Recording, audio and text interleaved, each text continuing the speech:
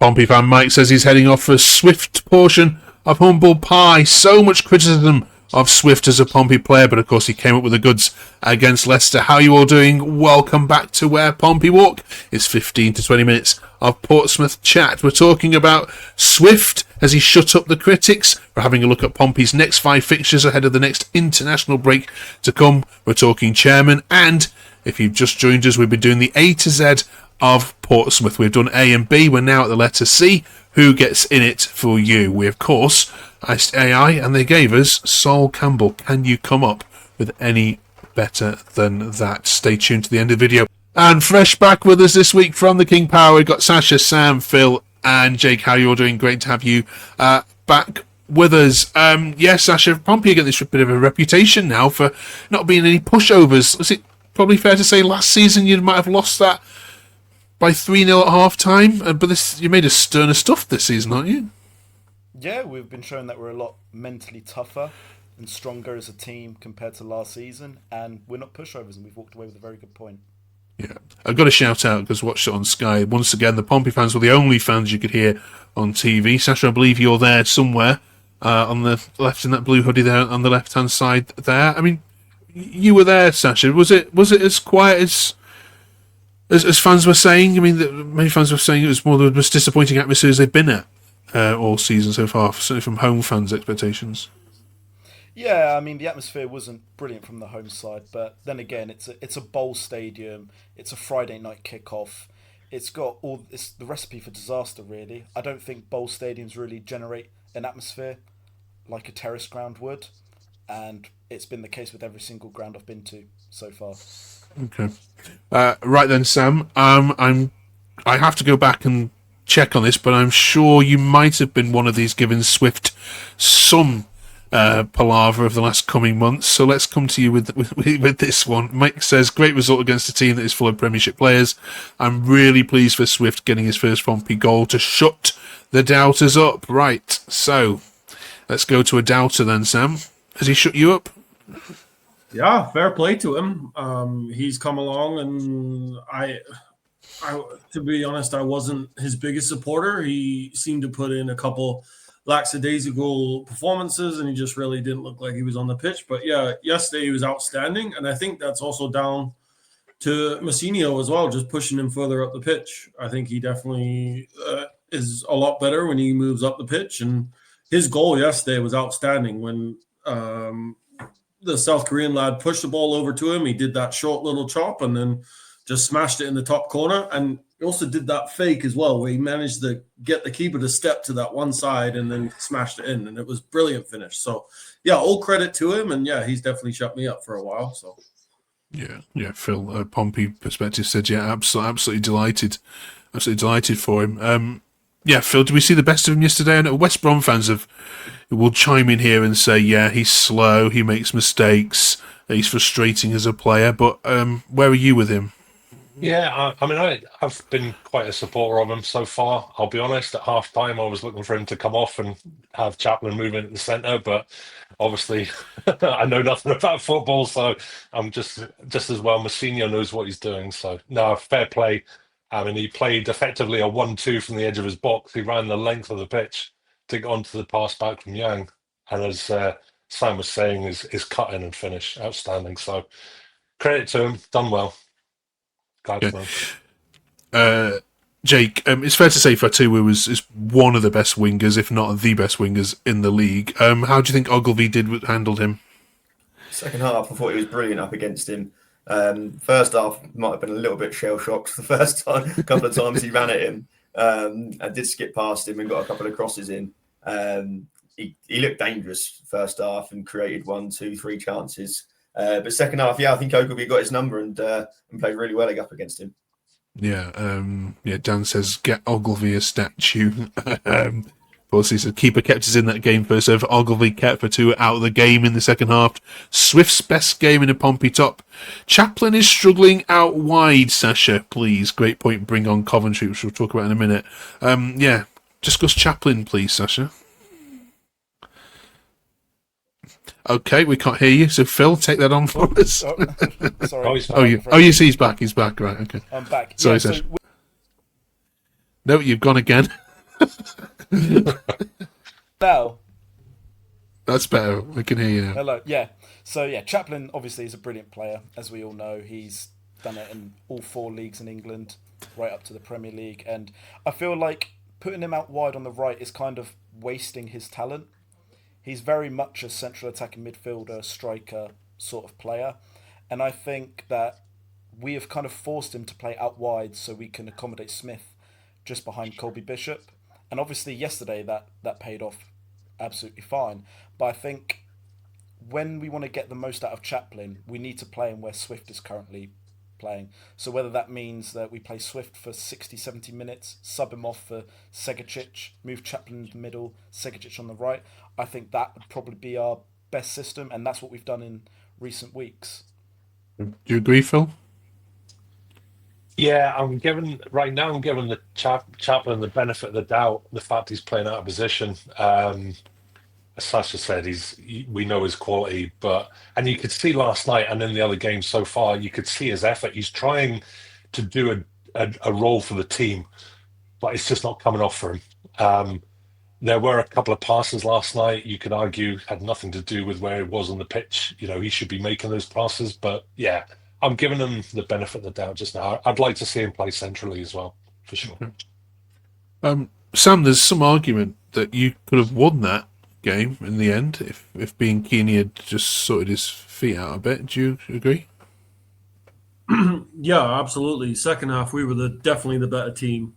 And Bianchini had that chance, and when I was watching it on the TV, I was like, oh, how did he miss that? But then if you look at the replay, keeper made an outstanding save with the toe. So all credit to the goalkeeper for that. To be honest, if we weigh up our first half performance and our second half performance, I think a draw was a fair result. Yang was a little unlucky to hit the crossbar there, but yeah, I honestly think it was a fair result. And if you offered us a draw before the game, we would have taken it right there and then. So. Cool. Okay.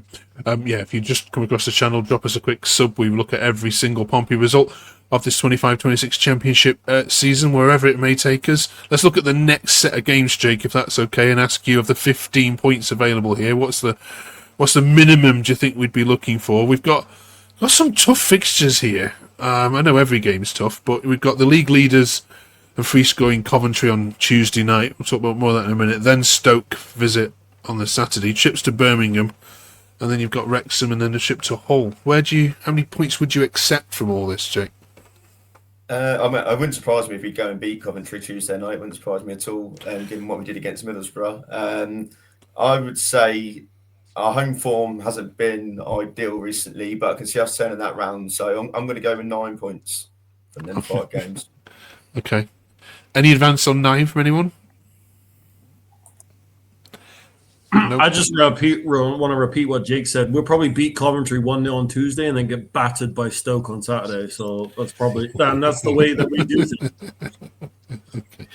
Yeah, I mean, and then the Coventry fans, even Frank Lampard said it in his post-match interview after the game of Blackburn. He said he's worried about Portsmouth. He said that this is going to be a very, very, very difficult game. So yeah, we'll be looking forward to reviewing that one with you next week. Phil, also this week we're talking about chairman. Since we've last spoke to you, Sheffield Wednesday have been issued with a winding up order because of the results of their chairman. The football regulators coming in the next month. I wanted to just get your thoughts on that, as obviously a club that have gone through having bad chairman and so on. Do you think that's been something that's been sorely needed and is long overdue, or do you think it's something that we should have had in place from the AFL a long time ago? Yeah, I think, to be honest, it's something that's long overdue. I'm all for it. Time will tell if it makes a difference. That's my only concern. Like I say, I think having been there, done it, got the T-shirt, I feel sorry for the Wednesday fans. I like the club, like the fans. And, anything that can be done to get rid of owners like they've got has got to be a good thing. So whether the regulator's the answer, I hope so, but time will tell. Mm-hmm. And Sasha, just where are Portsmouth fans now with the Eisner ownership? I mean, last year we had all the January not spending very much. We've had similar at the start of this season. as well. Where do you think the fan base are with your current ownership model? I think it's very mixed, in all honesty. There are people that understand the Eisner's vision in wanting to build the club up slowly, brick by brick, doing small things at a time, which, yeah, is good. But then at the same time, there are a lot of people that want to progress quicker. And I don't think there's any reason why we shouldn't progress quicker. There's no reason why we can't spend a little bit more. But I do think they're taking a very sensible approach to it. I just think the only fans that disagree with them are a little bit impatient, and that's it. I don't think they hate the Eisners, they want them out. I think they just want them to, hurry up a little bit. Jake, do you agree? Interject. Sorry, Mark. I think it's some fans are frustrated because they look at the success of like Sunderland, and Sunderland have like gone to the Premier League, and then we also look as well of like the successful promotions of Wrexham, and we're seeing all these other teams have success with these owners, and they're like, okay, we're slowly doing it, but it's not instant. I think it's a results-driven business. So right now, results are going our way, and we're sitting mid-table, and that's great. And then suddenly, as soon as results go bad, we're like, okay, it's the Eisner's fault for not spending money. Personally, I think we had a really good summer transfer window. And I think we have a decent squad right now. If injuries happen, then yeah, it'll become an issue again. But I think it's the other club's success that we see, and that, like Sasha said, it's what makes the other fans impatient. Jake? Yeah, I think probably around about 80% of the fan base Eisner's in. We had a situation where a plane was flown over Fratton Park. I can't remember if it was last season or the season before, saying about the Eisner's going out. And when you look at the sort of like the wage structure and the transfer budget, we are near the bottom every year. So I kind of do get where people are coming from, where they're saying, come on, put your hands in your pockets a little bit more. But as Sasha said, they are doing it's a slow process for them. It's a brick by brick process. They've done wonders with the grounds and the infrastructure, the training ground. We own that now. So personally, I'm a big fan of them. Okay, let us know your thoughts in the comments. And of course, to finish off this week, as we have done in previous weeks, we're doing the A to Z of Portsmouth history. It can be a player, a building, a memory that we put in here. We've already done A and B. We, of course, asked AI who should go in for C or what should go in for C, and they said, Sol Campbell is obviously lifting the FA Cup. Can we beat Sol Campbell, Phil? I'd say he's got a good history with the club. You can't argue that. I would like to see Paul Cook as manager, and the reason for that, for me, after what happened with winning the cup and the downward trajectory and everything that went wrong with owners, etc. For me, Paul Cook was the start of the upturn, and what he did for the connecting the fans again with the team.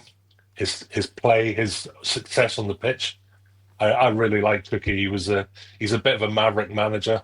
Does the funniest interviews when his voice goes from high to low, back to high again. He's good. I like Cook. I was sad when he left, but yeah. Sasha? He took all the words out of my mouth. That's exactly what I was going to say. Jake? I've got a couple. I'm going to give Steve Claridge a mention.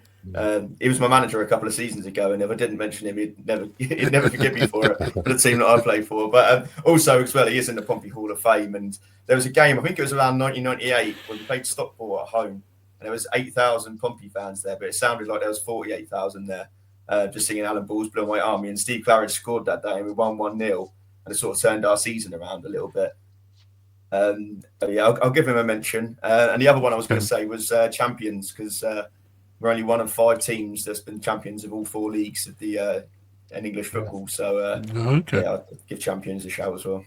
All right, Bill. We gave that to Leicester when we spoke to them, but yeah, okay, different kind of champions. Yeah. Sam. I fully agree with Steve Claridge. When I was younger, I used to play with one sock up and one sock down. And the referee said that I couldn't do that. And once the referee turned around, I just pulled my sock down again. So, yeah, Steve Claridge for me was the bee's knees, and yeah, he was such a great player, and he's who I looked up to, and he was first number I got on the back of my first Pompey shirt. So for me, it's Steve Claridge. Okay. Right. How do we settle this one then? Steve Claridge or Cook? Right, in the comments then, let us know. More comments we get on Claridge or Cook will be the ones that go in there. Or Campbell, of course, as well. But right, thank you very much, you four. Enjoy your 2 home games this week, Coventry and Stoke. Can't see there being many goals in that Stoke one. I'm definitely going to have that as under 2.5 goals on my coupon this weekend. We'll see you in 7 days' time. Have a good one. I've got a feeling you just might beat Coventry. See you then.